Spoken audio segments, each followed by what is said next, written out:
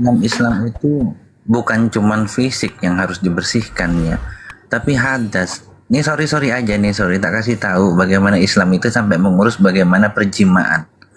Jadi kalau habis jima mau jima lagi itu suruh wudhu, itu suruh bersihkan gitu loh. Makanya penyakit-penyakit menular itu nggak kena ke umat Islam. Untuk istrinya sendiri saja yang halal itu suruh wudhu dulu, habis kalau mau ngulangin, kalau kurang itu terus suruh bersihin kan gitu. Terus waktunya sholat disuruh mandi kan gitu.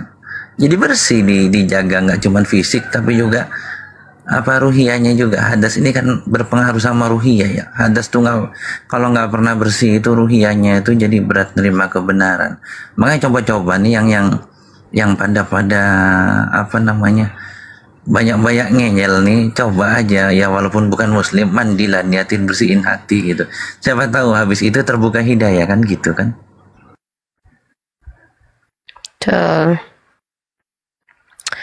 Ya, jadi itu tadi ya data-data yang kita tunjukkan terkait kejahatan kriminalitas yang selama ini dituduhkan justru kepada umat Islam, bahwa katanya umat Islam mengajarkan persundalan, bahwa Islam mengajarkan pemerkodokan, bahwa Islam ajaran yang suka membunuh sana sini. Tapi ternyata setelah kita lihat data realitas konkretnya, perilaku keji yang dilontarkan kepada umat Islam justru dilakukan oleh si mereka yang mengaku ajaran paling kasih gitu.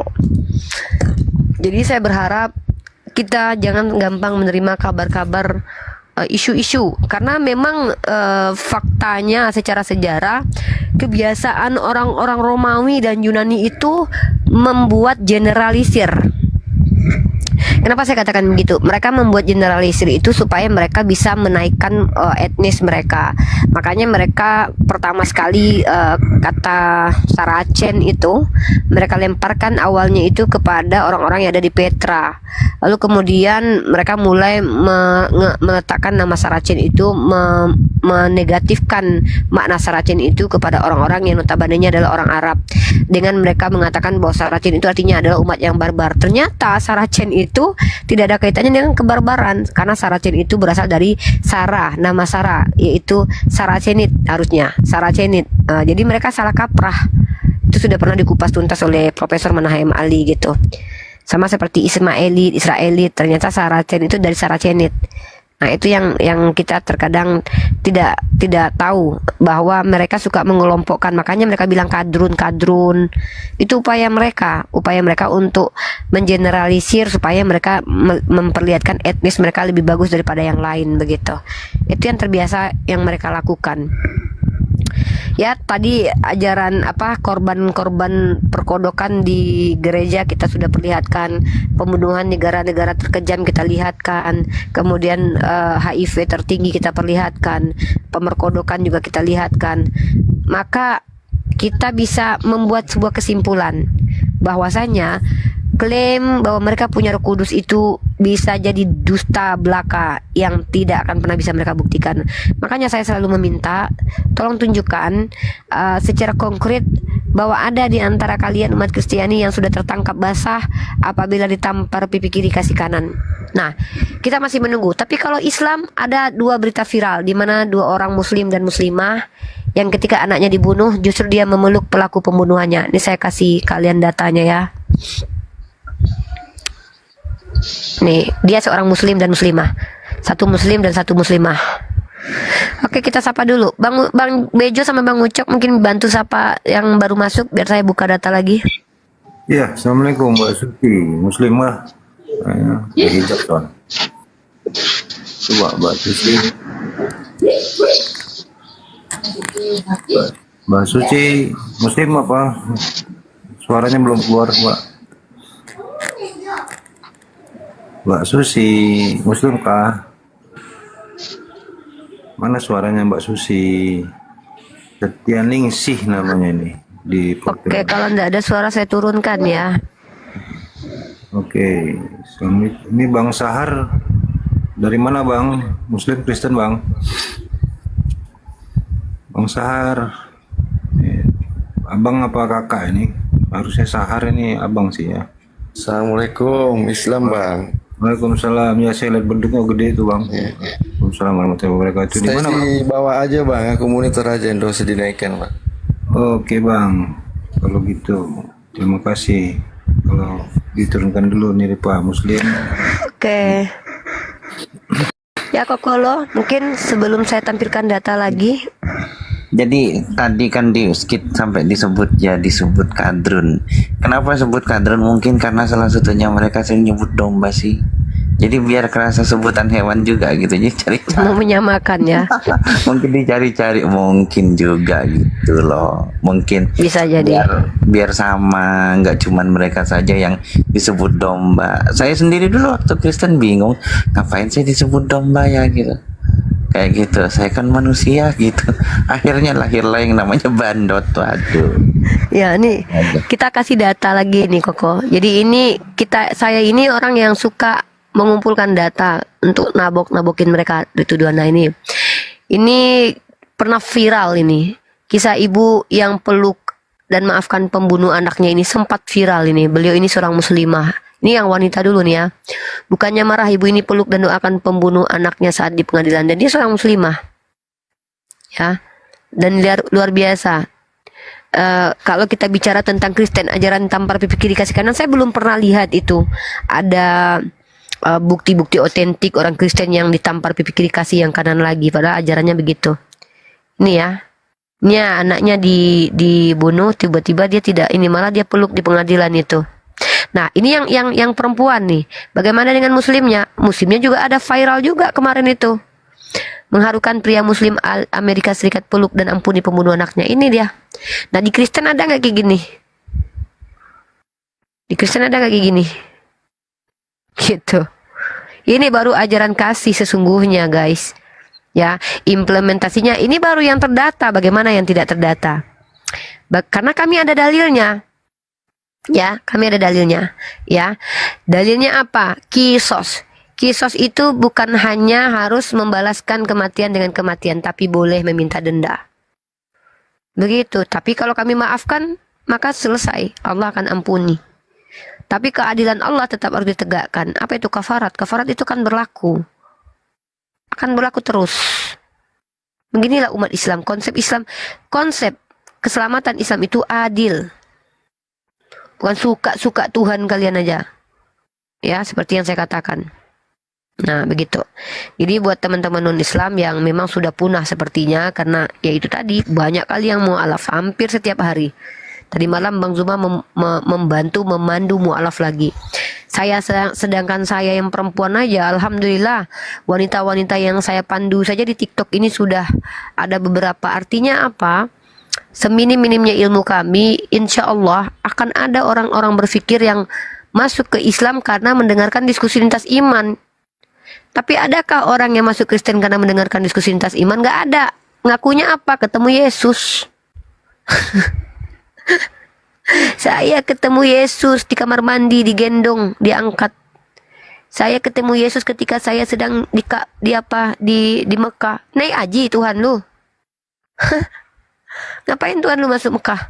Dan itu kok naik haji udah Yesusnya itu. Iya. Ya ini nih ketemu Yesus nih. Nih saya tunjukin data deh. Ketemu Yesus lagi umroh. Nih, jadi ini loh. Nah, ini yang bahaya nih gini nih. Kalau Tuhan mirip manusia nih susah kita bedain mana Tuhan mana manusia. Saya takut nih sosok mirip Yesus muncul di kamar mandi seorang perempuan. Ini kalau saya jujur aja saya bilang nih. Saya pernah bilang nih, pernah ada umat Kristen, jemaat Kristen berdoa di typing saya, semoga Unyiripa didatangi Yesus dan dijamah Yesus. Saya bilang, tolong bilang sama Tuhan kalian kalau emang dia mendengarkan kalian. Kalau datang ke kamar saya, jangan pas saya lagi nggak pakai baju, saya tampar dia. Iya, jujur aja nih, nggak peduli mau Tuhan mau nggak terserah deh. Kalau tiba-tiba dia muncul di hadapan saya pas saya lagi nggak pakai baju, ya saya tampar. Enak aja datang-datang liatin saya lagi nggak pakai baju, mentang-mentang dia Tuhan, suka-sukanya aja hidup, nggak bisa lah. Nah, dalam Islam bagaimana? Jangankan ya, Allah malu kepada orang yang memiliki rasa malu. Malaikat tidak akan melihat aurat wanita. Nah, ini Islam, adabnya Islam. Kami punya hak. Tapi Tuhan kalian bisa muncul di kamar mandi wanita ini. Bisa-bisanya nih. Tuhan main gendong nih, ada juga nih Tuhan menggendong orang nih. Ada aja nih. Nah, itu tadi data yang ditampilkan Bang Ucok tadi itu Neripa ya. Mm-mm. Yang tadi dari podcast dari dari artikel tadi itu. Ini kenapa? Karena sejak kecil ya anak itu tidak diberitahukan tentang identitas dia sebagai jenisnya berbeda, laki-laki perempuan, tidak tahu tentang auratnya. Hmm. Dan bapaknya, orang tuanya juga memang tidak dididik untuk bermoral. Karena ada contoh dalam Bible-nya mungkin ya, yang nabi mereka fitnahkan ya untuk tidur dengan anaknya, anak gadisnya. Kan itu kan. Mungkin ini jadikan modal sebagai bahan untuk mempengaruhi anak, bisa jadi kan gitu antaranya. Nah, ini yang kayak gini-gini nih harusnya teliti ya, apakah dari sana tuh. Kan ada di kitabnya. Oh iya jelas. Ya Ya, kan? kita tidak sembarangan. Anak-anak itu tidak tahu bahwa auratnya itu ada, harus ditutupi. Akibatnya apa? Orang tuanya bisa aja melihat itu. Ya kan? Apalagi moralnya tidak terdidik kan gitu. Iya, coba Bang bayangkan ini. Saya jujur ngeri-ngeri sedap saya. Awalnya wanita ini girang mengaku hamil anak Yesus katanya. Jadi saya jujur aja saya bilang ya, andai ada seorang pria tampan mengaku Tuhan di hadapan saya, pas saya lagi di kamar mandi ya kan, lagi di kamar sendiri gitu ya, saya tampar, wallahi nggak peduli saya tampar. Ngaku Tuhan dia kan. Pertama dia laki-laki, saya tampar dulu. Kedua ngaku Tuhan, saya tampar lagi, lebih parah lagi. Tahu kau Tuhan? Udah tahu kau Tuhan, kau masuk pula ke kamar saya. Harusnya hargai privasi saya sebagai manusia. Tuhan enak-enaknya aja masuk ke kamar orang. Ya, jujur saya nggak melecehkan Tuhan yang umat Kristen ya. Saya bilang, kalau ada laki-laki masuk ke kamar saya, mengaku Tuhan, saya tamparnya bolak-balik. Iya, apalagi sempat menjamah saya. Saya jangankan Tuhan lah, ya saya aja nggak pakai baju lewat depan saya, dia jamah saya tampar, betul. Nggak takut saya, itu hak saya sebagai manusia hidup, gitu. Ya, Assalamualaikum Bunda Rahma. Halo Muzah, silakan. Waalaikumsalam. Waalaikumsalam Warahmatullahi wabarakatuh. Waalaikumsalam warahmatullahi wabarakatuh. Dengku Alhamdulillah. Bunda. Lanjut. Bang Bejo. Lanjut. Masih buka. Oke, saya pamit dulu ya semuanya. Saya cuma mau silaturahmi aja, mau sholat dulu lah. Siap, brother. Oke, siap. Assalamualaikum. Waalaikumsalam. Terima kasih Bang Ucok. Nggak, saya jadi ketawa ini soalnya saya baru dari belakang kamar mandi. Kenapa Yesusnya ketemu kamar mandi? Di kamar mandi dengan wanita kok, bukan laki-laki ya? Itulah. Jadi kalau kita bicara, ternyata wanita-wanita yang mengaku dihamili Yesus itu bukan ada di Indonesia aja ternyata.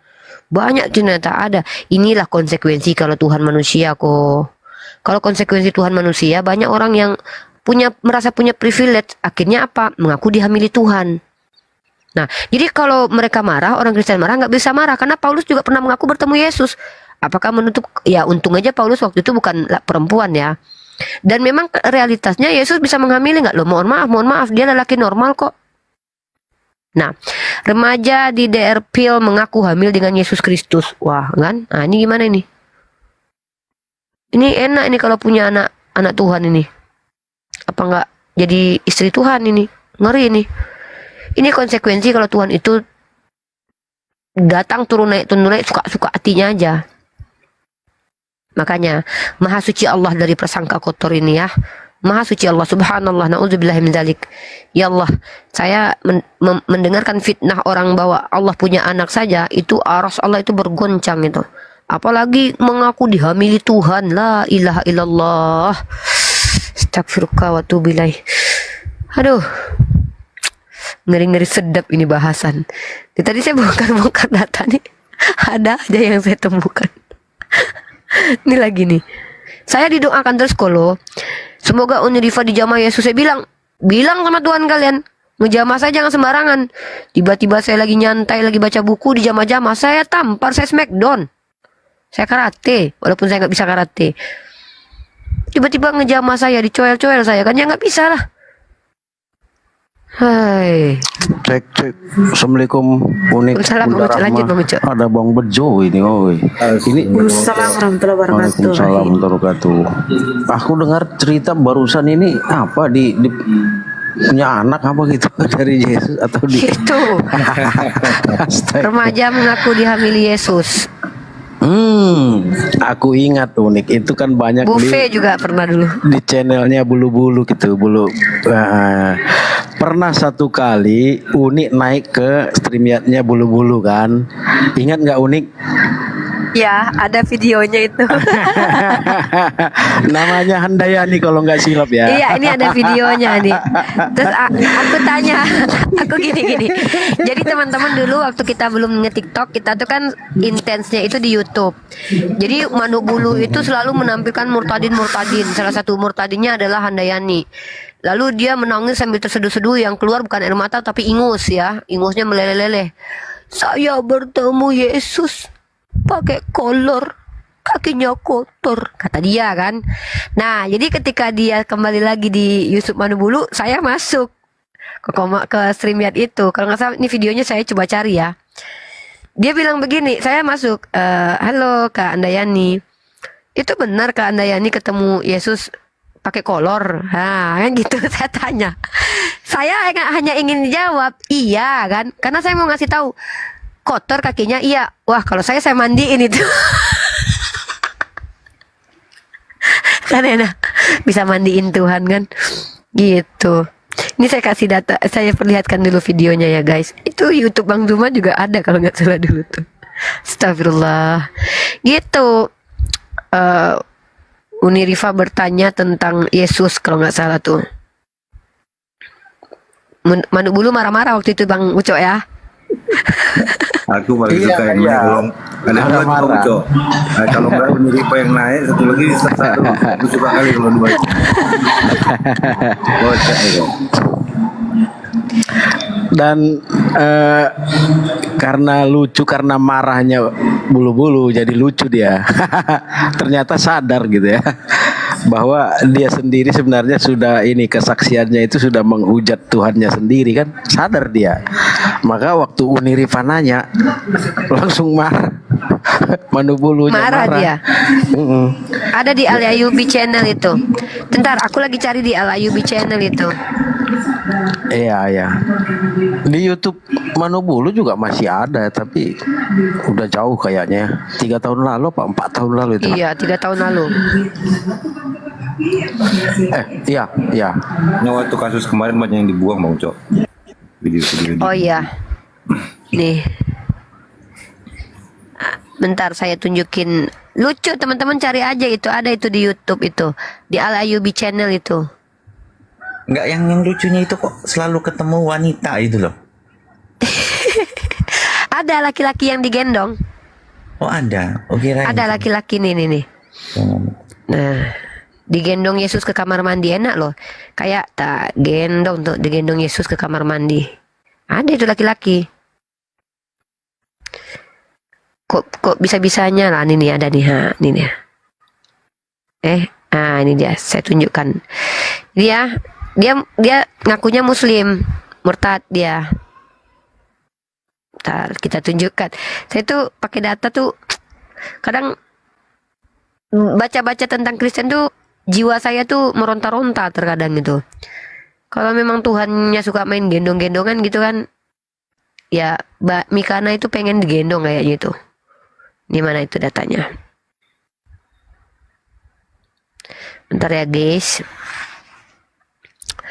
Jadi ini adalah bukti-bukti bahwa penipuan-penipuan, kebohongan-kebohongan itu sering dilontarkan mereka para polemikus Polikardus dari kalangan Kristen gitu. Aduh, ini handphone, ini pula lagi handphone aku hang. Gara-gara liatin data-data itu kayaknya Bang Ucok. Yang pacaran sama Yesus ya ada tuh kayak Niken dulu kan, Niken. Si Niken pacaran sama Yesus. Ya. Sampai dibikin loh foto-fotonya dia pelukan sama Yesus. Biasa begitu hal. Tapi kan memang istilah dalam Kristen itu hubungan dengan Tuhan itu hubungan intim. rekan sekerja atau hubungan Iya. sahabat gitu ya. Di jamah gitu-gitu kan memang ada. Nih, dia digendong Yesus ke apa? Nih, saya tunjukin dulu. Nih, ke kamar mandi malahan lagi laki-laki ini. Nih, saat aku sakit Tuhan Yesus menggendongku ke kamar mandi.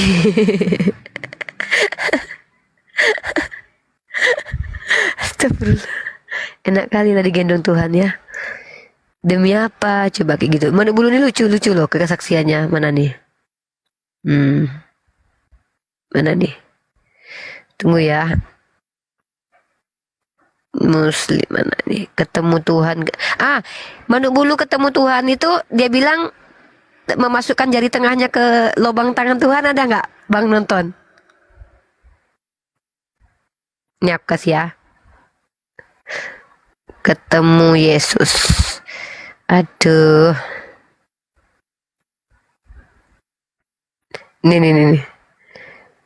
Ini wanita Kristen nih. Ada aja. Nih ya. Nih, ini dia yang ketemu Yesus pakai kolor. Ya.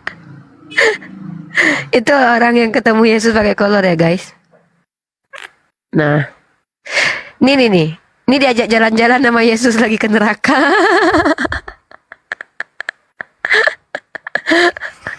Aduh, wisata adrenalin ke neraka jahanam.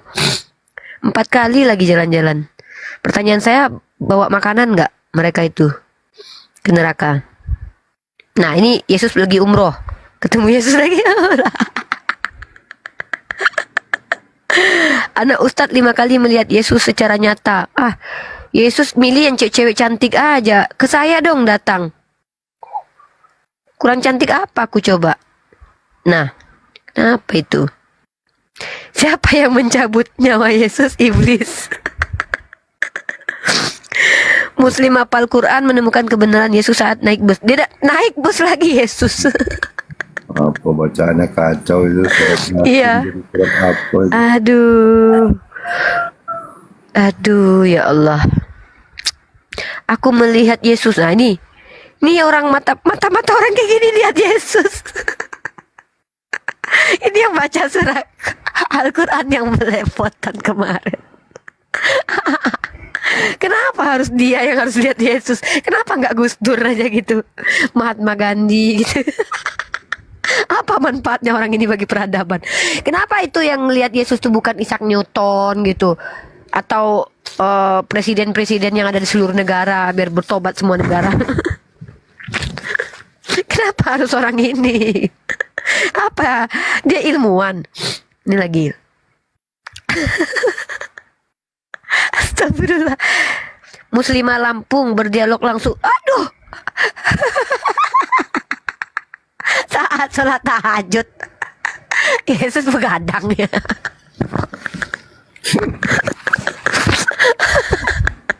Ada aja. Ini Tuhannya orang Kristen ini kayak gak ada kerjaan tahu. Orang lagi sholat tahajud didatangin. Astagfirullahaladzim. Mencurigakan tengah malam. Iya malam-malam cewek-cewek didatangin ini. Cover juga itu kan cewek. Aduh, Saya ngakak denger Uni ngakak tuh. Iya kok. Enggak gini, ini kita realitas aja yang kita bahas. Ini kenapa perempuan-perempuan malam-malam ditemuin sama Yesus? Maksud Yesus tuh apa gitu loh. Terus kenapa saya nggak didatangin? Kurang cantik saya gitu. Jadi kalau saya nggak cantik itu Yesus nggak datang. Nah mana nih? bukan dari Pak Yesus takut tanya isi Bible, takut. Oh dia takut didebat sama saya mungkin. Nih ya, lagi nih. Saya suka ini. Jangan kan Yesus pun bingung kalau tanya isi Bible tuh ya. Aku tanya sama Yesus cuma satu aja. Yesus, coba siapa Allah? Kamu atau bapakmu? Nah, berantem aku sama Yesus di situ. Allah, Ripa, Allah itu adalah dia yang mengutus aku. Loh, kenapa kata orang Kristen kamu tuh Allah? Sejak kapan aku ngaku sebagai Allah, Ripa? Bahkan aku bilang Bapak lebih besar daripada aku, Rifa. Iya, tapi kenapa orang Kristen itu bilang kamu adalah Allah? Oh, nggak ada, saya nggak pernah bilang. Itu karangan aja itu. Siapa yang menulis? Paulus. Kamu nggak datangin Paulus ya Yesus? Wah, berantem saya pokoknya sama Yesus. Nah ini nih, lihat ya. Muslimah, mana nih muslimah didatangi Yesus. Wah, pembunuh kelas berat.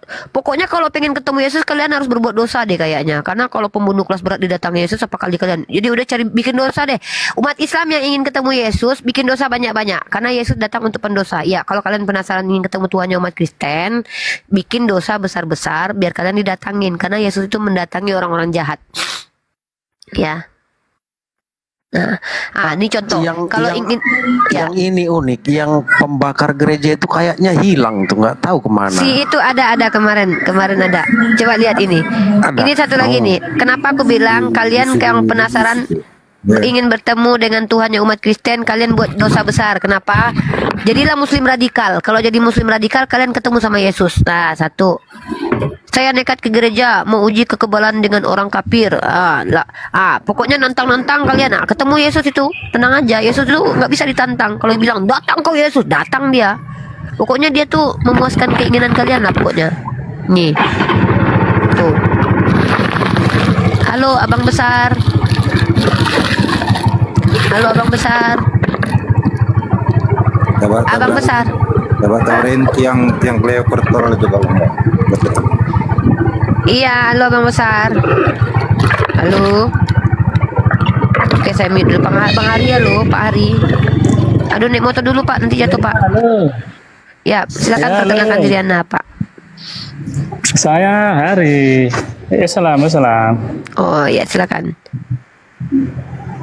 Ya, nggak apa-apa, cuman dengarkan aku. Oh, di bawah aja ya Pak, biar kita kaji-kaji nih. Kalau naik Bapak nanti mendengarkan di sini semua pada ingin naik mendengarkan. Saya ingatkan buat Oten. Yesus untuk orang Yahudi. Oten itu orang mana? Indonesia nggak kenal ya Yesus. Ya oke Pak, makasih ya. Kalau kayak gitu biar para apologet di atas ini yang mengingatkan hal itu ya Pak. Tenang aja Pak, kami mengingatkan itu semua ya. Oke Pak Hari, izin saya turunkan ya. Kita kasih surat kosong buat ya. Makasih banyak. Assalamualaikum warahmatullahi wabarakatuh. Waalaikumsalam. Nah, Sebenarnya ada yang nyimak ini Oten tapi nggak mau naik. banyak. Mereka nggak berani naik, takut mereka. Kesaksian ditemu oleh Tuhan Yesus lagi tahajud. Bapak ini nih, kata dia lagi tahajud nih Bapak ini. Tapi benar nggak? Tunggu dulu, bentar. Banyak yang taping di bawah itu masih, cuma nggak berani naik, takut kayak Yesus tuh, tanya Bible yang nggak bisa jawab. Nunggu nih bongkar data jadi kawan-kawan ya.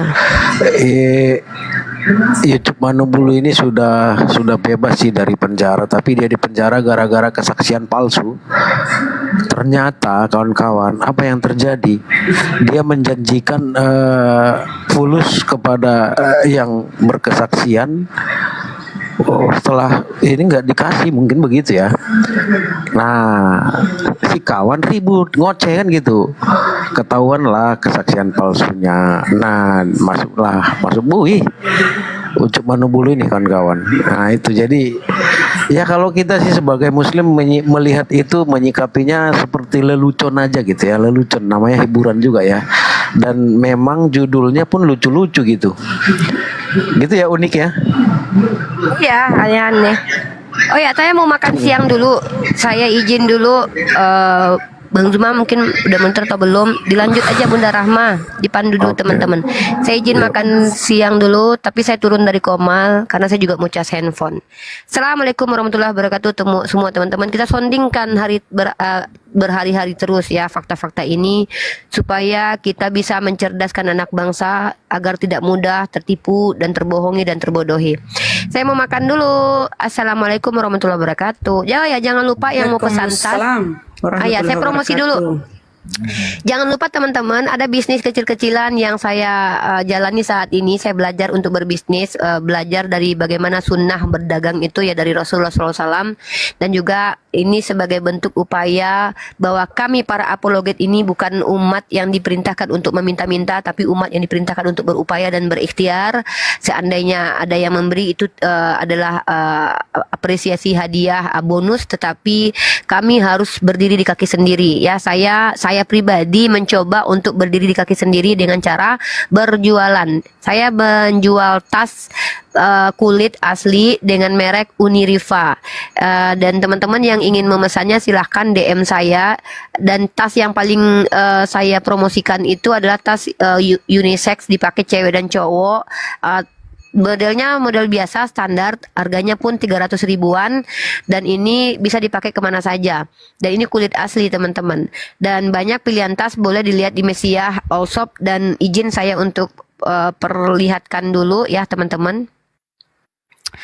Cara untuk membelinya. Nanti insya Allah di sini juga ada produk-produk Bang Zuma, produk-produk para apologet di website ini. Semoga ini berkah ya, karena kita harus kuat dalam ilmu, kuat dalam perekonomian.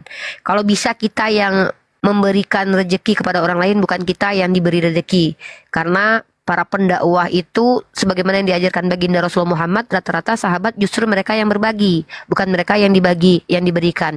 Seperti Abu Bakar Siddiq, kemudian Utsman ibnu Affan ya. Bahkan yang paling susah di antara sahabat pun mereka adalah orang yang paling anti untuk meminta. Bahkan lebih baik mereka bertahan dalam kemiskinan daripada meminta. Nah, ini adalah website para apologet. Bukan website aku sendiri, nama websitenya adalah mesiah.org ya, dari kata masaha. Ini merujuk karena kita lebih spesifik membahas tentang Islam dan Kristen, dan ini autornya adalah mereka-mereka yang menjadi apologet selama ini ya. Dan yang saya cantumkan memang belum semua menulis, tetapi insya Allah mereka akan menulis semua tanggapan-tanggapan mereka terkait syubhat yang beredar. Nah, kemudian teman-teman, ini ada allshopnya, silakan diklik Uniriva Store ya. Di sini ada allshopmesiah.org. Kalau ini diklik, maka kita akan diarahkan ke teman-teman akan diarahkan ke allshop saya. Nah, di allshop ini, allshop Uniriva ini termasuk brand saya juga, brand tas saya. Di sini ada tas-tas kulit yang teman-teman bisa pilih untuk dibeli ya. Silahkan, ini ada tas kulitnya nanti dengan harga yang sudah tercantum di sini. Ya, berhubung Bang Zuma sudah hadir ya, beliau ada di mobil. Izin, ini dia teman-teman yang kalau ingin membantu kami, bukan saya. Ya, bukannya saya merendahkan, bahkan saya sangat berterima kasih kepada ikhwah semua yang berbagi hartanya untuk mensupport dakwah kami dan mensupport kehidupan saudara-saudara kami, apologet baik saya dan yang lainnya. Tapi tetap kami harus berjuang dalam segi finansial, membuat kuat finansial kami agar kami juga bisa berkontribusi untuk dakwah orang lain dan menghadirkan banyak pendakwah-pendakwah kemudian. Mungkin itu saja dari saya. Izin makan siang Bang Zuma. Ya Bang. Lanjut promo.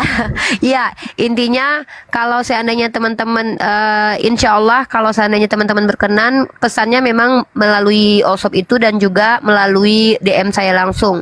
Dan seandainya ada komplain yang ingin teman-teman sampaikan, saya bersedia untuk dikomplain langsung di nomor WhatsApp yang sudah ada di YouTube saya dan di bio saya di TikTok. Dan satu lagi teman-teman ya, saya juga insya Allah akan menjadi distributor desain juga insya Allah dalam waktu dekat ya, skincare, dan itu akan berpusat di Jakarta insya Allah. Dan teman-teman yang ingin menjadi resellers atau produk skincare Bang Zuma atau produk tas saya, silahkan hubungi kami ya, dan akan berhadapan dengan biasa jadi dengan Bang Zuma langsung atau juga adminnya. Mungkin itu dulu Bang Zuma, intinya terima kasih buat support teman-teman semua, semoga kami juga kuat dalam sisi finansial. Bang izin turun makan siang dulu. Assalamualaikum warahmatullahi wabarakatuh. Sambil ada Bunda. Ya Bunda, ya Bunda. Riva ke Bandung besok. Iya kan? Bunda kapan? Bunda jadi nggak? Udah, Bunda berangkat tanggal 12. Ya udah. 2 hari kan acara Kodondi, siap tuh baru Bunda ke Ciater. Besok udah OTW mungkin ke Jakarta besok. Bunda tanggal 12 ke Jakarta bareng Bang Bejo, Bang Saiful. Bunda nginep di mana dulu? Oh, nggak tahu. Glenn yang itu atur di Bandung. Enggak, Bunda langsung ke Bandung atau di Jakarta dulu? Enggak, Bunda Jakarta dulu 1 malam tempat anak gadis. Ya kita ketemuan lah, kan kita belum pernah ketemu. Soalnya kalau saya insya Allah ke Bintaro. Kalau saya ke Jakarta insya Allah saya langsung ke Bintaro. Nah, tempat nanti titis. Iya, tempat Bunda Titis. Nanti dari tempat Kak Titis baru mungkin mau bertemu dengan Bunda Roze, bertemu dengan yang lainnya nanti insya Allah.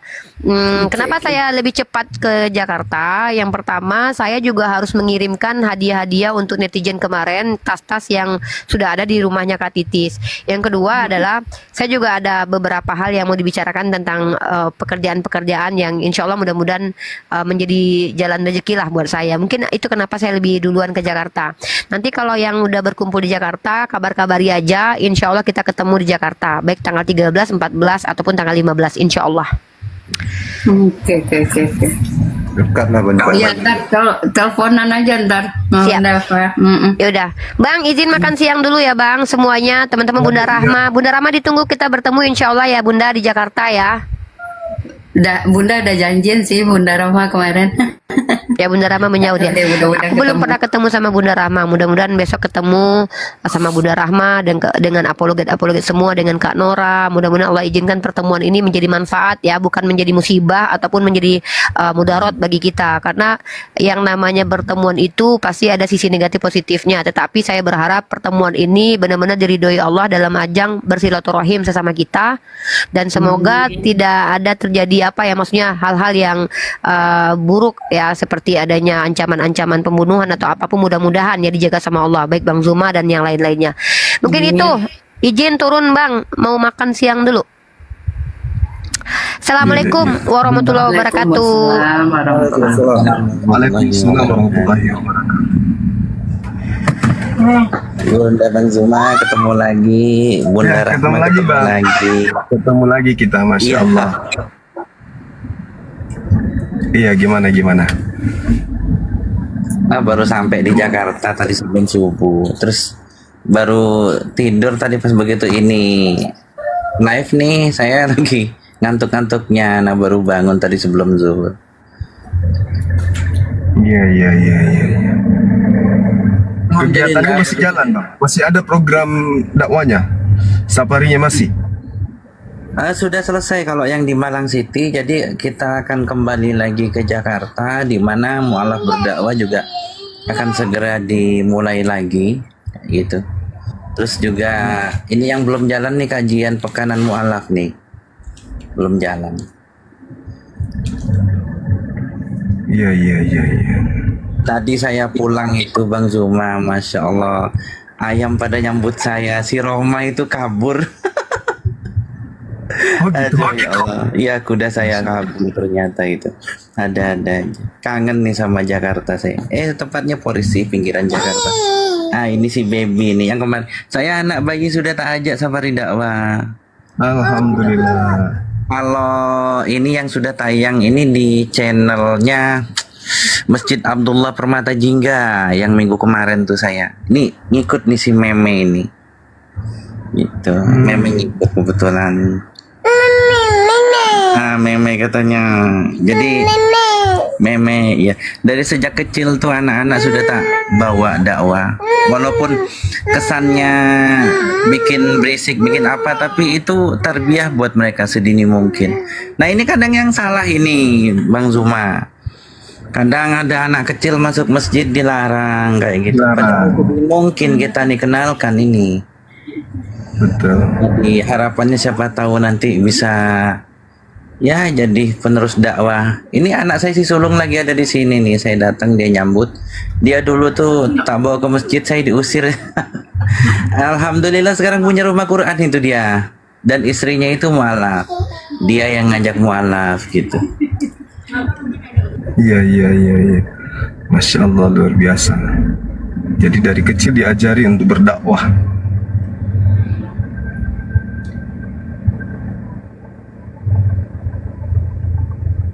Iya. Insya Allah, sebab gini loh. Makanya saya sebenarnya iri ini sama antum semua yang sudah muslim dari kecil ini sebenarnya. Waktu belajarnya itu lebih banyak. Kalau saya ini belajar Islam ini setelah saya mualaf. Bahkan saya harus tertahan selama 3 tahun lebih tidak belajar Islam secara bebas gitu. Jadi ketinggalan saya ini banyak sebenarnya. Makanya saya berpikir bagaimana cara saya nih mengejar ketertinggalan itu. Ya dengan cara saya bikin sebuah komunitas yayasan, kemudian saya bermain MLM pahala. Jadi saya didik sebanyak mungkin mualaf, bahkan muslim yang ada. Dan tentu saya tidak bisa didik sendiri, maka saya rekrut orang-orang yang sefrekuensi, insya Allah. Nah termasuk di sini ini kita sefrekuensi nih, satu frekuensi nih. Kita sama-sama bergerak di bidang ini ya, kristologi juga, terus pendidikan mualaf juga. Iya, masya Allah.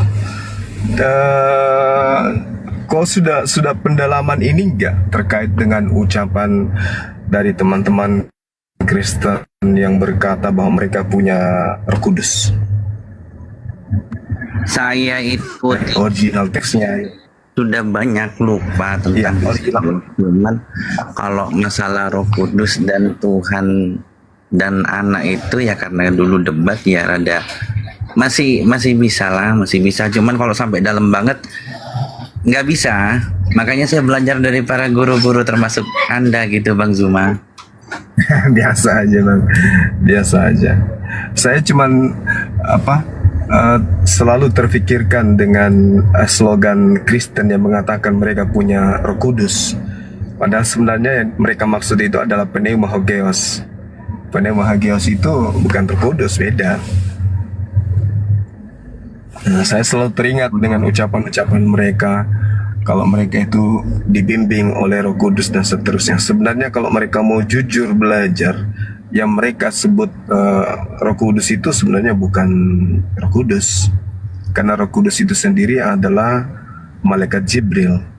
Nah, sedangkan mereka mengatakan mereka punya Roh Kudus. Jujur, kalau mereka mau jujur, mereka harus mengakui bahwa yang datang kepada mereka atau yang datang kepada Paulus itu adalah pneumahagios, murni hantu. Itu yang seharusnya kemudian teman-teman Kristen pahami. Kenapa saya katakan murni hantu? Bisa kita lihat di dalam Lukas 24 nomor 37. Jadi pneuma itu sama dengan hantu. Jadi ketika berbicara mengenai pneumahagios, berarti hantu yang halus atau hantu yang suci atau murni. Nah gitu, hantu yang murni atau hantu yang murni itu kan artinya setan kan? Murni hantu artinya kan iblis. Kan gitu. Matius berapa tadi Bang Zuma? Maaf. Lukas. Lukas berapa tadi Bang? 24 nomor 37. Coba lihat kata hantu di situ. Kata hantu di situ pasti pneuma. Nah itu dia. Nah, cuman penerjemah Bible ini ya bahwa semua orang itu bisa dibodohin gitu ya. Coba teman-teman buka, benar nggak yang Bang Suma katakan ini? Lukas 24 nomor 37. Mereka kaget dan ketakutan sebab mengira melihat pneuma. Pneuma hantu. Hantu itu apa sih? Ayo, ada yang tahu nggak hantu itu apa? Iblis, setan, masuk. Oh halus, belum penasaran. Iya, iblis, setan masuk itu. Hantu belau itu kan setan Wang. Iyalah. Wa kana al-kafiru ala rabbih zahira wa ikhwanuhum yamuddunahum fil ghayyi thumma la yuqsirun. Nah, itu dia. Iya. Jadi memang mereka, yang mereka sembah iya douna illa syaitan marida. Yang mereka sembah adalah setan yang terkutuk. Mereka mengatakan mereka menyembah pneumahagios. Nah kan gitu. Mana tahu ada saudara Kristen yang bisa naik ke atas, kita diskusi santai terkait dengan tema saya ini. Ya, waktu ini Bang Zuma, malam Senin saya kan kebetulan masuk di Mama lagi gak ada di sini. Jadi saya masuk di roomnya Uniripa. Jadi malamnya saya tuh debat dengan ini pendeta Budi Asali ya. Oh enggak ada ilmu kan itu doktrin. Saya itu pendeta doktrin, itu dogma. Saya ngomong ke mereka termasuk beberapa oten akan pentingnya bahasa induk dari sebuah kitab suci dan mereka nganggap nggak penting. Nah ini permasalahannya Bang Zuma. Apa-apa yang ada itu kadang diterjemahkan seenaknya gitu loh, kayak apa Hagios ini, Neoma Hagios ini mungkin mereka terjemahkan ya semaunya mereka gitu.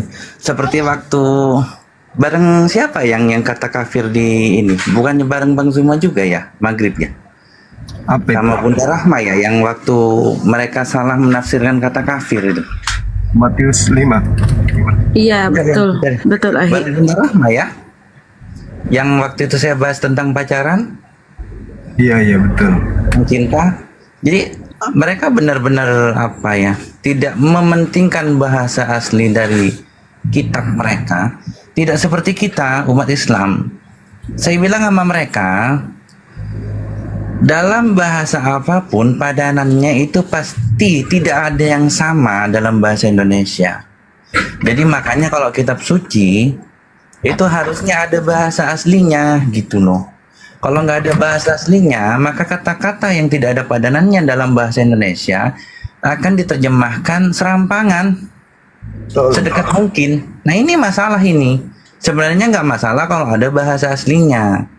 Nanti satu saat ada perkembangan bahasa akan dipadankan gitu. Iya, betul, benar. Ayo teman-teman Kristen, silahkan naik. Makasih Mbak Nevi, Bunda Nevi. Teman-teman Kristen. Tapi saya akunku ini lain nih, bukan moderator, nggak bisa menaikkan oten. Oh begitu, kodo. Iya, deh. Habis kisah dengan akunku. Berarti nggak akunnya yang lain, Bun. Bunda, Assalamualaikum. Iya. Waalaikumsalam warahmatullahi wabarakatuh. Udah siap-siap kan? Nggak takut lagi kan? Bunda Rama. Insyaallah, insyaallah. Tanggal 14 sore. Pesawat apa kita? Lion. Oh, gimana sama siapa? Sama siapa berangkat? Kita lempuk jadi? Sendiri. Belum pernah naik Belajar pesawat mandi. itu Bang Juma, belum pernah naik pesawat, baru sekali mau naik pesawat sendirian Bang Juma, nekat dia. Cobalah. Oh, biasanya itu ada orang. Bunda Rama nggak takut diculik? Yang ditakutkan itu kalau diculik. Itu Yang ku takut itu pesawatnya belok ini kan, ndak ke Jakarta duh. Udah dibelok-belok tuh. Matikan. Kemarin pesan Bang Hen baca jangan tinggal sendalnya di tangga pesawat, Bu Rama. Itu aja. Tapi Uni agak khawatir sama Nora loh, Bunda Rahma. Jalan Medan ke Padang sekarang tuh lagi ini longsor. Dia kan naik bus ke Padang dulu, baru dia naik pesawatnya di BIM di Padang. Yang katanya kemarin mau ke rumah dulu istirahat kan? Oh, Iya. Lagi harus juga ini. ke Bandung. Gimana, Bang? Saya Bunda Ros insyaallah saya bersamaan di Jakarta. Bunda Nora tuh nanti kita dijemput berdua. Janjian sudah tanggal 14 di ketemuan di bandara. Iya. Nanti dijemput. Insyaallah. Kita usahakan Mana saya jadi? bisa hadir deh di acara, insya Allah kalau kumpul. Saya kan dekat dengan bandara juga dekat. Saya juga di pinggiran Jakarta, boleh katakan Jakarta lah gampangnya. Sebentar sekali nggak usah. Boris di mananya? Masalahnya nanti sampai salam malam. Itu Cipondo di Pasar Sipon. Oh, di Pasar Sipon. Saya pernah di Ketapang dulu. Ketapang Cibodas. Dekat itu. Ketapang itu dekat daerah itu. Namanya Gondrong. Ya, Gondrong. Dekat saya situ. Oke, izin saudaraku kita sapa dulu calon imam. Calon imamku. Assalamualaikum. Assalamualaikum. Waalaikumsalam warahmatullahi wabarakatuh. Apa kabar Abang Kuzuma? Baik, alhamdulillah. Abang mau nanya? Boleh? Boleh, silakan. Dari mana? Maaf ya Bang. Apa Bang? Dari agama mana? Alhamdulillah cuma hamba Allah bang, pengikut Rasulullah. Jadi gini bang, aku mau nanya sebentar aja. Aku mau ikut namanya tuh apa? Grup abang itu boleh nggak bang? Boleh, API kan? Iya, si API. Apalagi Islam Indonesia. Boleh. Benar. Sudah ada linknya kayaknya untuk mendaftar itu ada kayaknya. Linknya di mana itu bang? Ada yang ingat nggak? Benar kamu tahu nggak? Bisa abang download di Play Store. Play Store-nya itu ada. Cari di Play Store, download di situ mendaftar. API, Apologet Islam Indonesia. Ada itu bang. Abang di wilayah mana bang? Aku Sumatera Selatan, Palembang. Palembang. Di bio saya ini akun saya ada link untuk nasionalnya, ada untuk Sumatera Utaranya. Yang bisa lewat situ juga bisa. Oke, nanti aku itu bang. Ada linknya di akun saya. Iya, semalam itu kan aku main ke tempat saudara abang itu Bang Zuma. Duduklah aku di situ. Jadi ada si Koko di situ kan semalam. Ya ngobrol-ngobrol masalah itulah. Rupanya oten-oten ini kebanyakan masuk. Jadi temanya kemarin itu semalam itu kan Kristen ada babi gratis di situ kan. Itu temanya. Jadi banyak oten-oten masuk di situ. Ya karena bantai lah di situ kemarin semalam itu. Itu aja sih semalam itu. Ya aku mau nanya-nanya ngobrol-ngobrol tentang ininya kan.